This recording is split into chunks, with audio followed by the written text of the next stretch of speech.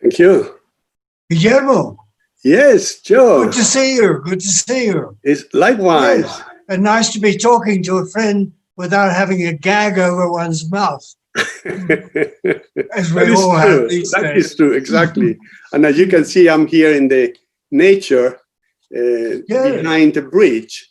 You're a real nature boy, I can see, yes. Of course, it's part of my fantasy life. I'm actually behind my desk. I'm sitting here in my house in La Calera, which is, as you know, but our viewers won't know necessarily. It's a little country area not far out of Bogota, yes, Colombia's capital city. And I think it's a rather curious situation, Guillermo, where both immigrants, you know, where I emigrated from Australia and immigrated to Colombia about half a century ago, just at the time you were doing the same, leaving Colombia to go to the States, where you've been living also for about half a century. Yeah, that is exactly correct. And here we're reviewing your wonderful novel, La Historia de la Tristeza. Sí. We're going to review it in English, even though it's written in Spanish. That is and correct. Even though I'm a natural English speaker, I spend most of my time, almost 100% of my time, talking Spanish and writing in Spanish. Yes. And you, on the contrary, spend all your time in English. So here we are. Yeah, life is curious. That's the situation. Yes. I want to ask you a bit about before we get to the novel itself. Right. You're spoken of by one of the reviewers as an emerging writer. Well, I think you're not much younger than me. And, no. and so you must be in your 70s, I suspect. Actually, I can proudly say that I had my 80th birthday last week. Oh, you did? Oh, I thought you were good. Oh, I'm only 85. I'm only 5 years older than you. But it's funny to hear you spoken of as an emerging writer at 80 years of age. Yes. Whereas I think, as far as I know and can see, you've been writing one way or another, especially writing theater, from correct. A very early age, almost from the beginning of your adult life. Sure. Is that right? That is correct. That is correct. Yes. Yes, but this is the first novel that I have written. I know.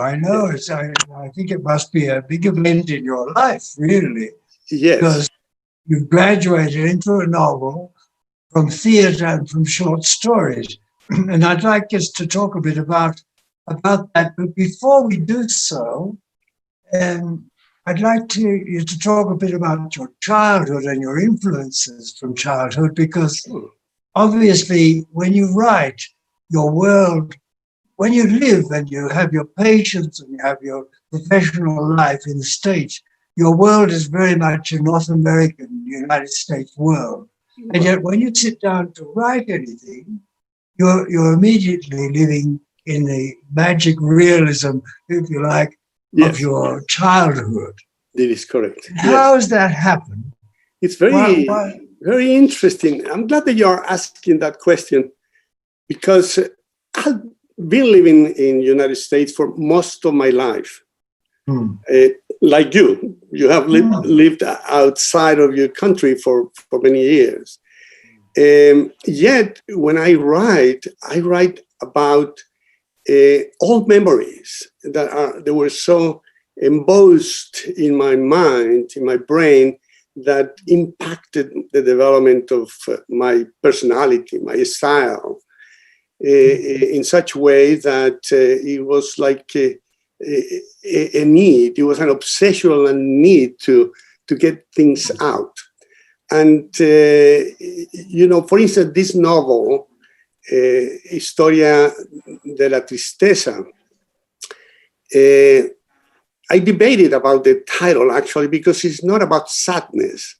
What is sad is the time of our lives that we had to live in Colombia, where everything was a mess in terms of wars and fighting and discontent. But there was a beautiful thing about Colombia as well, a beautiful thing in terms of interpersonal relations, friends that will be friends forever, family members that still remain there, that created our personality, our style. And that's what really is in my fantasy life. I have written and written and written like there is no tomorrow, all about it. And only now, I have to say that only now, during this time of pandemia, that I wrote in conjunction with another writer, Monica Chamorro, we wrote a play set in New York. And even though it was written in Spanish, I am already beginning to translate it into English, but it happens in New York during the time of pandemia, which is the only thing that I have written using experiences that I have lived in the United States. So, your question is very relevant. I have written everything I remember, I think. Probably there is more. But this novel took a lot of that data, not that essentially things that happened exactly to me, but that I heard or that I read in papers or through listening to the old ones, to the adults, to the viejos, talking about situations that to me were like magical, like totally fantastic.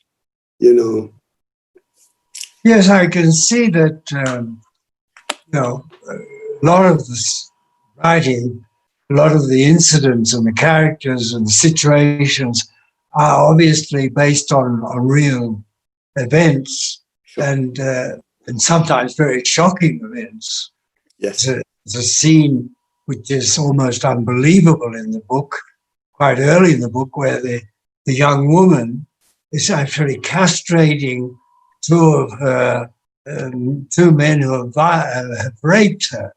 And there's a lot of other very strong stuff in the book. It's a lot of very gory stuff as well, like very, very tough stuff to read, actually, and very dramatic, very shocking, which is a part of the very essence of the book, as it is part of the essence of Colombian life. Exactly right. In order to talk about the horror, like Conrad talks in the Heart of Darkness, one needs to approach the horrible in a poetic way, but you have to confront that and confront it really face to face. And that's exactly what my intention, what it was in that particular scene, where this young woman who had learned to castrate bulls in the countryside, her grandfather taught her how to do it. She actually does it to these twins that rape her time after time. Yes, it's a very dramatic and shocking scene. But let's go back a bit to theatre, because I see that your writing began, as far as I can see, with theatre writing and theatre direction as well, and that it continued with the writing for theatre until quite recently. You were still writing theatre. Yes. I think what you mentioned, the piece on New York in the pandemic, is also theatre, isn't it? It's theatre, yeah.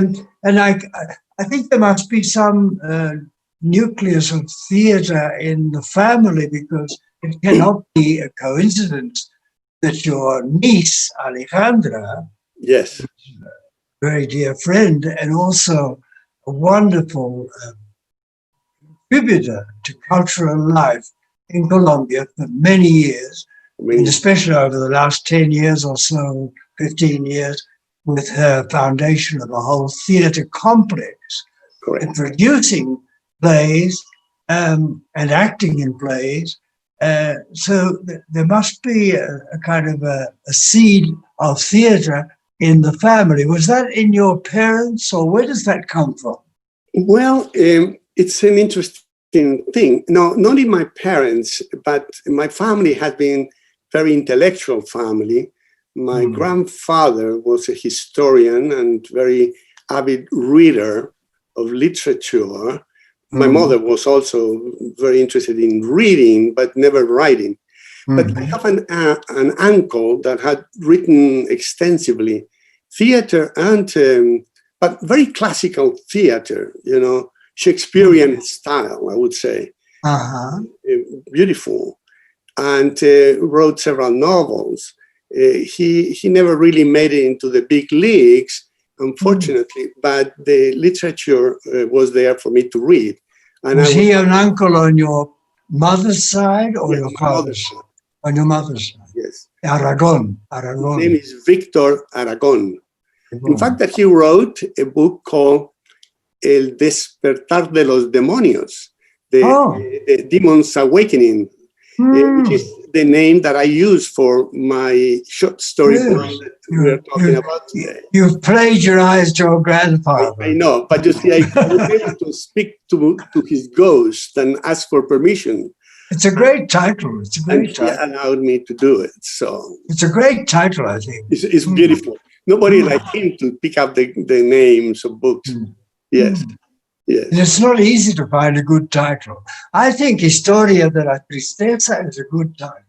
And that's mine. I didn't plagiarize that from anyone. Yeah. But going back to the theater, well, why theater? Well, I was sure because of your grandfather. Well, but my grandfather had nothing to do with theater, actually. You know, when I was a child in Popayan, the city of Popayan, the south of Colombia, a very tiny city that was mainly a university city. Used to come companies from Spain from time to time with the tour, Popayan, presenting operettas or little musicals of the time, or perhaps theater, classical Spanish theater. And that impressed me. I remember going as a child and looking at these guys doing this, and it says, how wonderful to be able to tell stories where you can see the actors actually, not necessarily in the movies or in the radio. In those days, there were the radio novela, las radionovelas. Yes. You know, and that was fascinating to me. And I always had this great fantasy, and I attribute that, and I don't mind talking about this, to the fact that as a child I suffered from a learning disability. I had difficulties maintaining concentration. It was terribly difficult for me to focus. So when the teacher was teaching me something or teaching the class, it took me 5 minutes and I was out. I was flying into the most incredible thoughts and fantasies that you can possibly imagine. Sometimes I used the data that the teacher was talking about and I incorporated that into my fantasy world. And so it became easy for me later on to use that material and to exercise the writing of that fantasy material. It's easy for me to get pretty high in thoughts because of that. Now, the learning disability and the concentration problem disappear with the time as my brain matured, the synapses reconnected, and then bingo, here I am, able to finish medical school and compete at different levels. Yeah. But Right. that's But tell me, what was the first piece of theater that you wrote? Oh, the first one I wrote it when I was living as a student in Popayan. Yeah. Something by the name of the museum, El Museo. Yeah, I saw that in your resume, and yet I saw it was produced as late as 1970 in the United States, but you had written it quite a few years earlier. Yes, I wrote it in the late 60s. I have written something else, but that was something that it was kind of a training exercise. It didn't go anywhere. I didn't like it. Even that, the museum, I wrote it under the influence of the theater of the absurd. Remember those days with Ionesco? Beckett was marvelous. I wasn't thoroughly crazy about Beckett. I know you translated him. You're a fan of Beckett. Yes. So was I. And that particular movement of the 60s influenced me very much. And I wrote this play using that same modality of the absurdity. But it turned out that the absurd wasn't that absurd at all. It was a tremendous, what can I say, a message of critical message of the society. And so I wrote that play, and when I read it years back, I couldn't understand it. And I said, I don't know what on earth, what the hell I was thinking about. But I presented it. I was doing theater in the University of Pittsburgh. I came with a Fulbright scholarship to do theater. Oh, you didn't go to the States on a scholarship for medicine? No, I had finished medical school, and the very next day I completed my tour through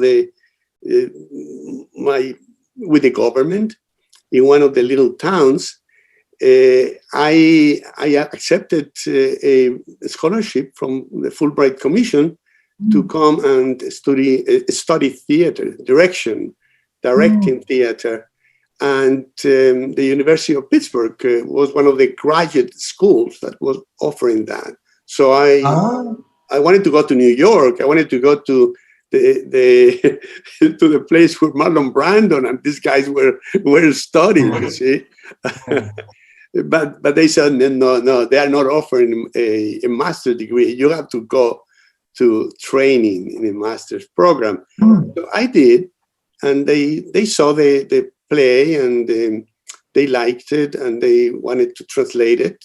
It was translated, and it was directed for Richard Mennen, a director of theater who had been a pupil, a student of Grotowski, a Polish writer and director.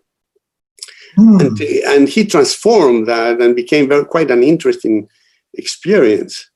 Is that a play set in Popayan, or what's the setting of it? Popayan, in a museum in Popayan, actually, and that's been part of my theme, because I work as a museum guard during 1 week when we were off to make some money. I work as a guard, right?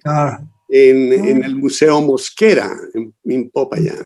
All right. And Popayan itself is a museum. It's a museum, exactly. It's like a museum piece. Exactly. Something from the past, from the colonial past, from 400 years ago. It is true. Know? Yeah, it's just totally. And so you were brought up in a museum, in a sense. In a museum, yes. But at one stage you mentioned that you spent your childhood in Buenaventura. Okay. Is that right? Buenaventura was an early part of my life. My father was an engineer that was in charge of building the port of Buenaventura. It was a little town there. But there was no way for ships to arrive. So the government wanted to create a port in the Pacific Ocean. And my father went there, and we went the whole family. We were with my little brother. My older brother stayed with our grandparents in Popayan. But the two of us, my little brother and I, went with my parents. And I remember getting there, I must have been around 3 years old. But I have memory of that. And I was there until about age 5. So what I recall towards the between 4 and 5, I had very fresh memories. And that Buenaventura became part of my roots, part of myself, if I can say.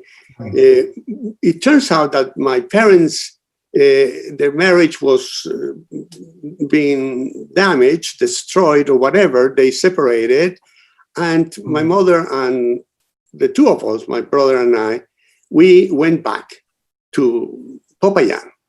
So, but those particular couple of years, 2 or 3 years, gave me a lot of data that I have written extensively about, not only in the novel, but in the short story book called El Despertar de los Demonios.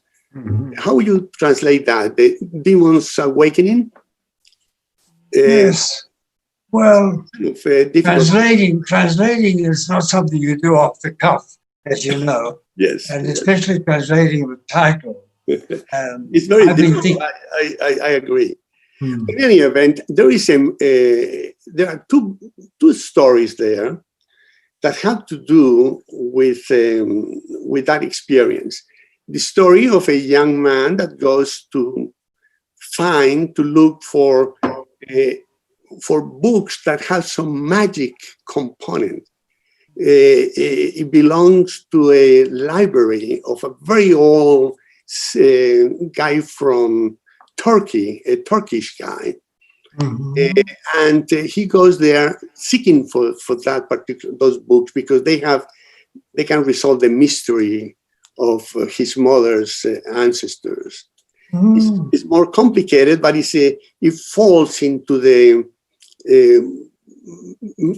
that kind of a fantastic literature, literatura fantástica.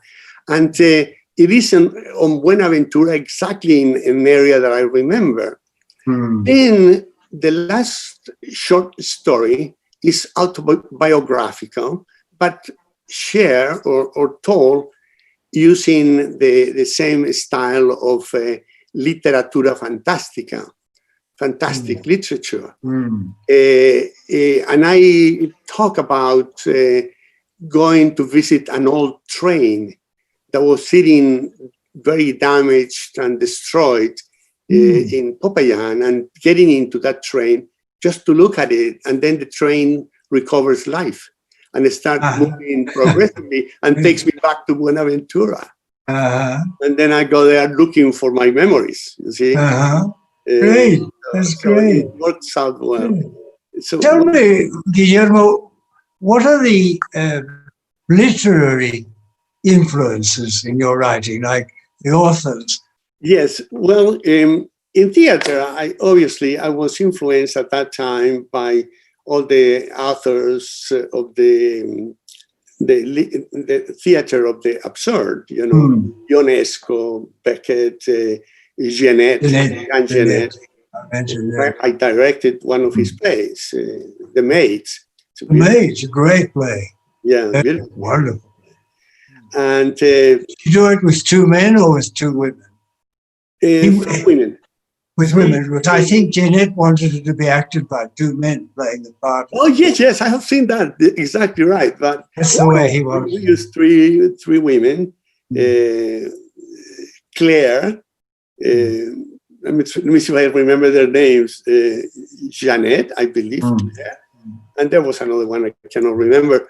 But it was very interesting. They influenced me a lot, I have to say. And I found that that kind of literature very interesting because, to a degree, it speaks in metaphors, and the metaphor fascinates me. I always like to speak on that with those terms. in fact, that I was mentioning to you earlier enough that you had made a comment about one of the short stories that I shared with you a few years back. Yes. That is kind of a fantastic, fantastic literature.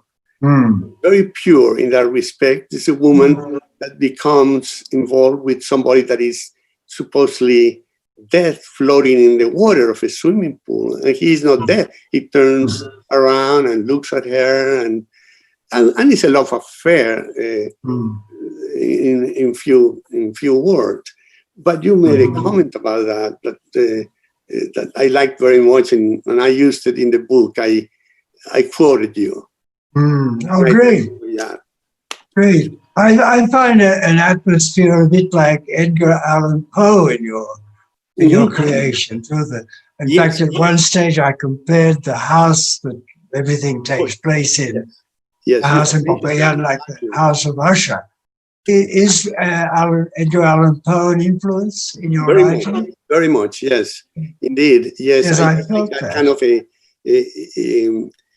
dark romanticism. Yeah, exactly. I like that. It comes natural to me.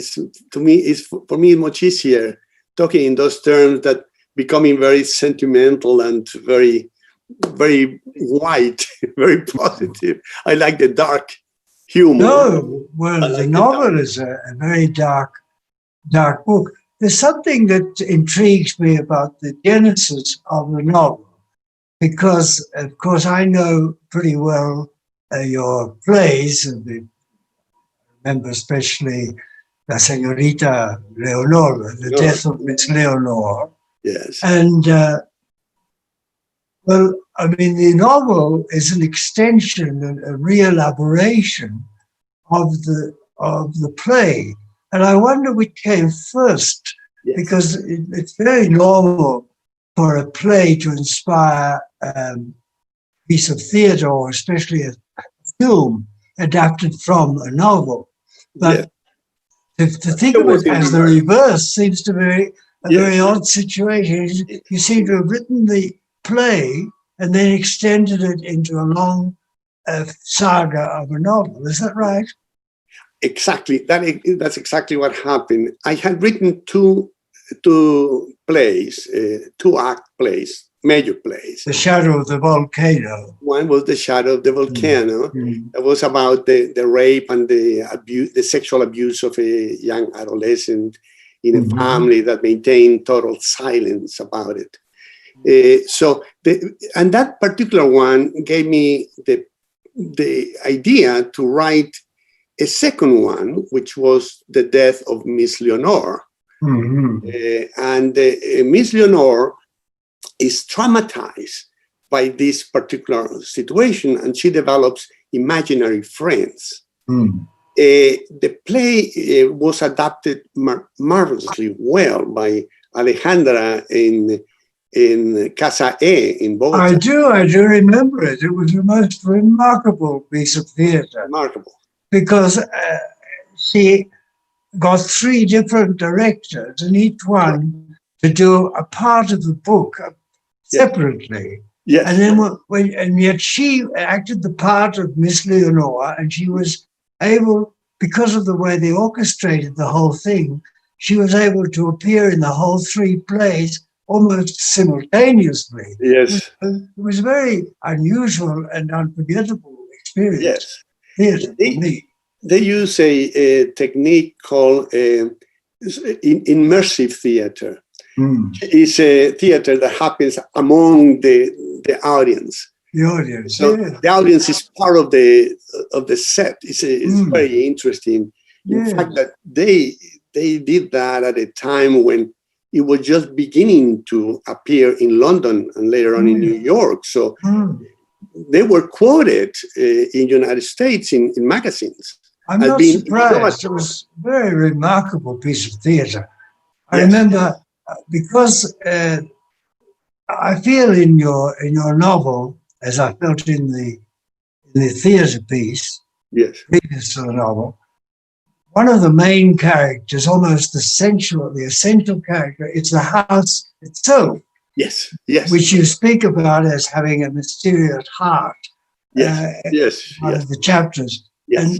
And this house was taken by Alejandra, by your niece, and became the big house where she established her theater. Mm-hmm. She decided to use it as the house of the story, Yes. of the piece, theater piece. And it worked wonderfully well.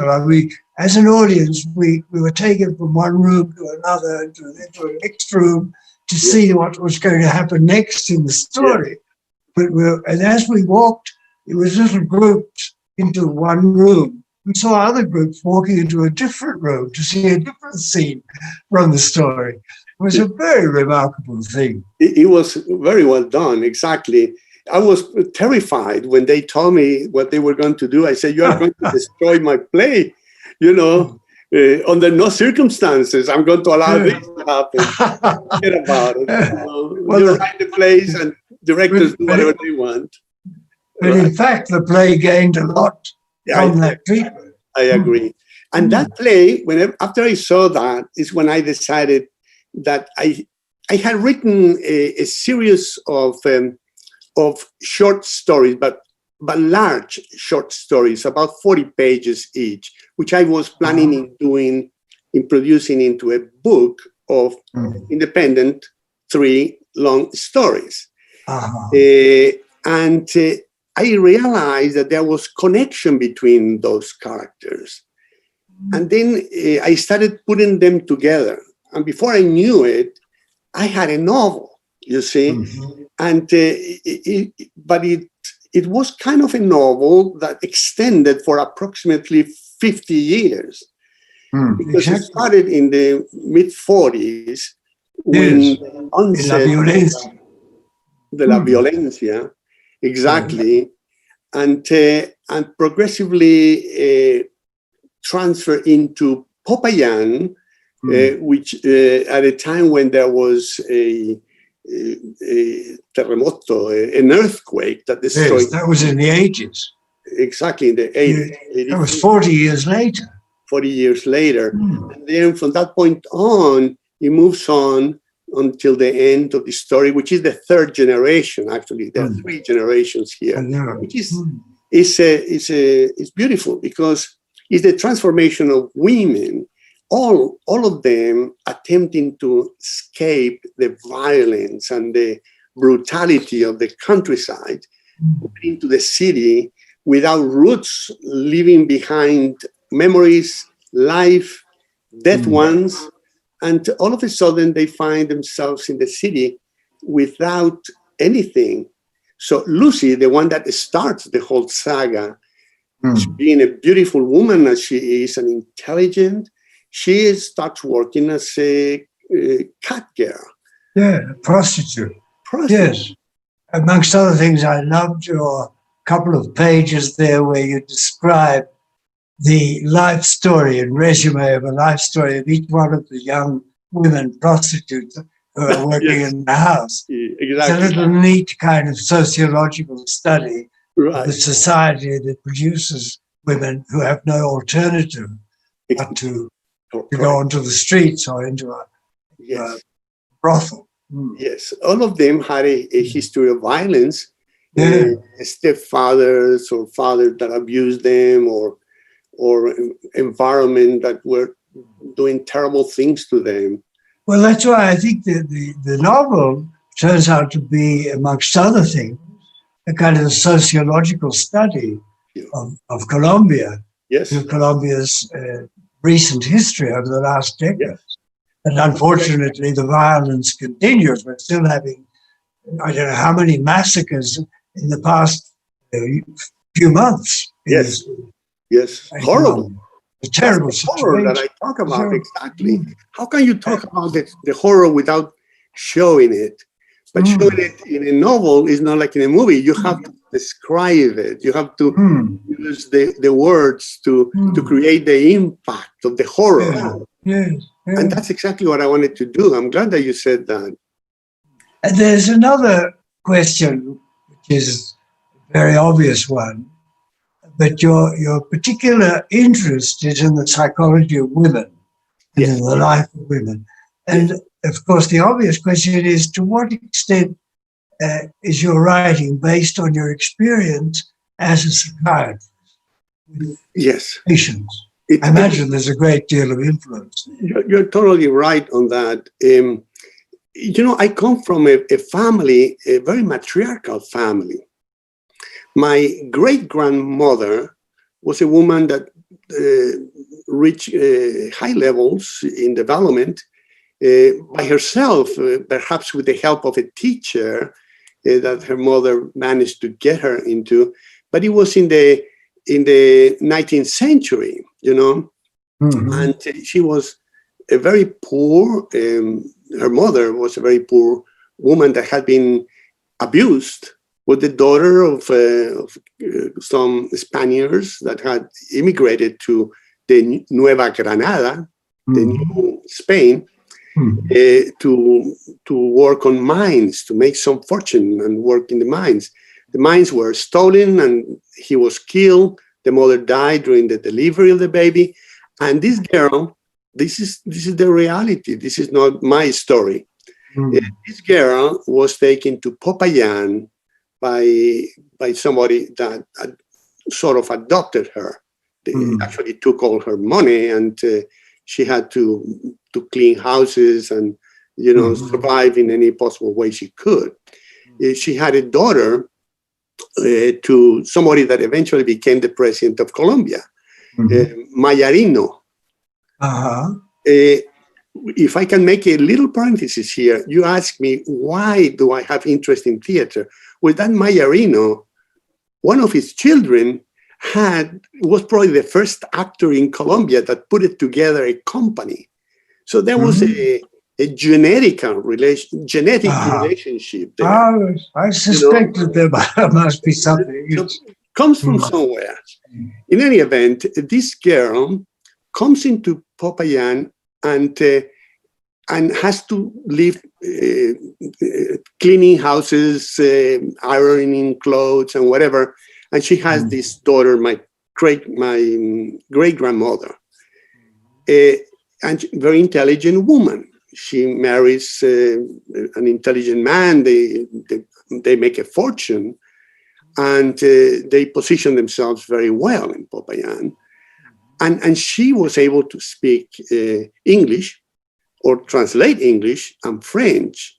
He knew the classical languages as well. All of that learned there, you see. So it comes from that. That's a root in the background, you see. Yes. And then my mother had something like that. She was a very strong woman.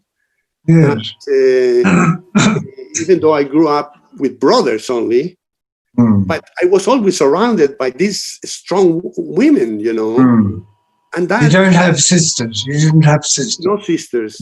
And I have 3 boys only. I have 5 granddaughters. And that is a wonderful thing. But answer to your question, yes, I was influenced by that, by the strong side of the woman. The woman is not a passive. My woman is not a passive woman. No. My wife, you met her. Huh? I know. I remember Maria Cristina. You met her, yeah. And she painted the picture. I didn't realize until I got the book that she was an artist too, and she painted the woman on the cover of the book. Yes, the cover of the Historia de la Tristeza. Yeah, she is right. Yeah. That's your wife's pictures. That's my wife's painting, yeah. Mm-hmm. Yes, I remember her. I met her with you here in Colombia some years ago. Yes. And she was very, very strong herself, very opinionated. It was not easy to deal with her. I love her dearly, but she was a very strong woman. And you see, this is the kind of women that I'm talking about, the fighters.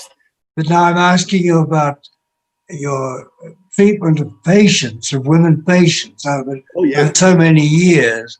That must have been very illuminating for you too. Very much. Yes.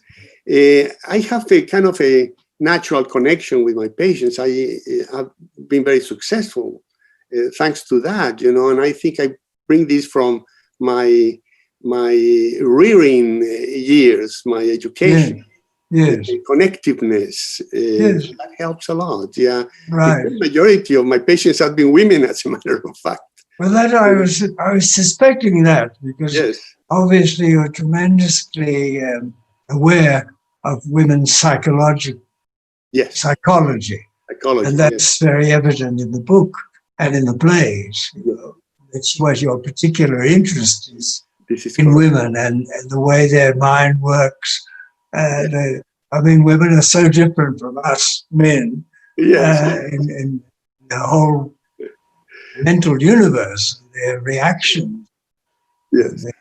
There is a relationship that happens there in the novel between Leo, or Leo in Spanish, Leonardo, that relates to a young woman by the name of Victoria. Victoria is a professor by the time that he meets her, professor at the university. And she's not an easy lady. She's a lady that has balls, you know. And the poor Leo has to learn to understand her. Madame, you confuse me all the time.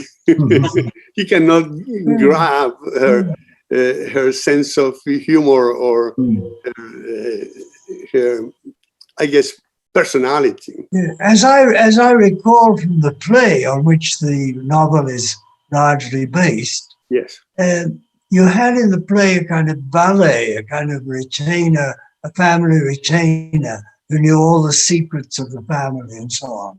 And you don't have him, I think, in the novel.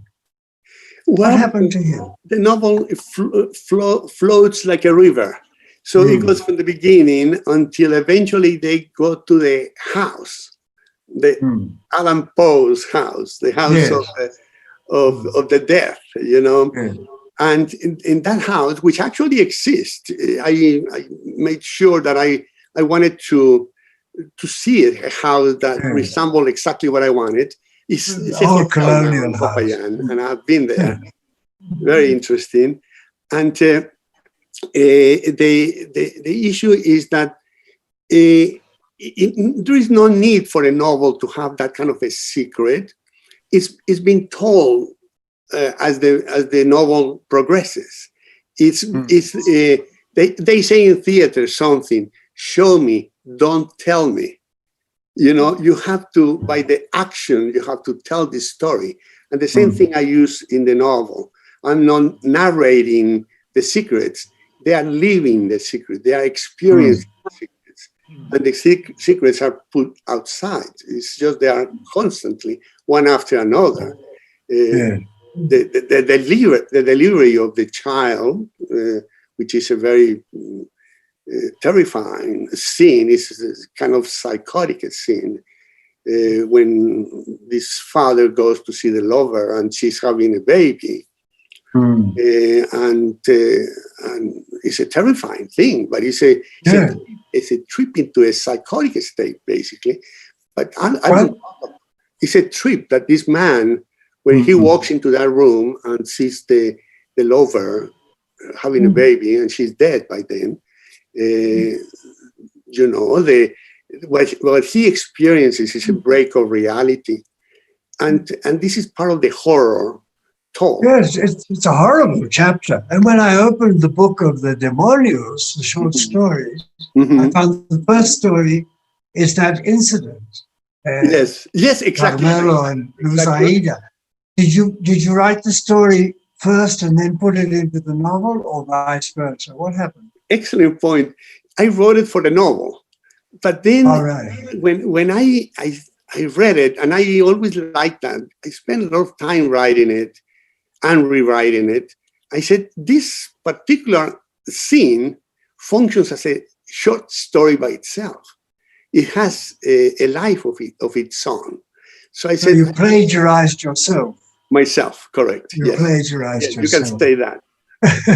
I am guilty as sin. And you did it again with a little story, just one page, El Patron, which is also a repeat of something that's in the novel. Yeah, it's a little bit transformed, but you plagiarized yourself twice. It's from the story of Herminia, Hermione. Yes. Yeah. Well, I know you plagiarized yourself twice, and maybe more times, but I didn't get time to read all the stories yet. But I hope that you like them as well. There are some stories that are very. I make sure that I put it something very positive, something that can make you laugh, something easy to read. And well, the novel is easy to read in the sense because the story flows and you keep turning the pages. But there's not much to laugh about in the novel. It's a very bleak story. I mean, horror and murder, and the whole Alma Linda sequence, which is not really, it's not essential to the novel, actually. It goes off on a bit of a tangent. Exactly. It's a tangential thing, yes. But it's a kind of a novel in itself. The novel of Alma Linda and Father Pelayo and so on, and the Flower Girl. All that is a kind of another long short story, if you like, inserted into the novel. Yeah, it helps to create the atmosphere. In order to put it together, because they were short stories, as I was telling before, I had to use a character that was like the connecting link element. You see, Father Pelayo, who is a Spaniard, survival of the war in Spain, comes and he's very pure. He's a very committed man to helping people. It could be my alter ego, because he functions as a psychologist, if you wish, and he helps these people one after another until eventually he goes with the Alma Linda into the countryside, into the woods, and just to repay her for the damage that we have made you, he says. It is rather mysterious because he doesn't go with her as her lover. Correct. He goes as her protector. Correct. He's an older man by that, and she is a woman that is younger. But you're right. I mean, the love of his life actually is Rosario.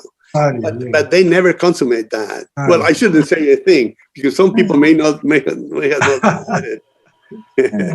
So, yes. So it's fascinating to see the way you've taken so many strands from your own life and from your own experience and from the history, the very sad history of Colombia over the last many decades, and you've welded them all together into this long saga, family saga.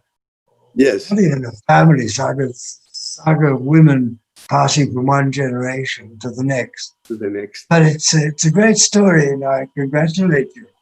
Thank you. And you're a great emerging writer. Emerging, that's right. Emerging at 80, I think I like that. So I'm an emerging actor. Oh, yeah, I know you are. We're emerging. We're emerging late in life. In the next 60 years, we need to write and do more plays, don't you think? Yeah, exactly. I can't stop us. We're just getting underway, the pair of us. Yes, I know. Well, here's to the novel. I drink the little bit of whiskey that's left in my glass because I've been sipping away during our conversation. Water.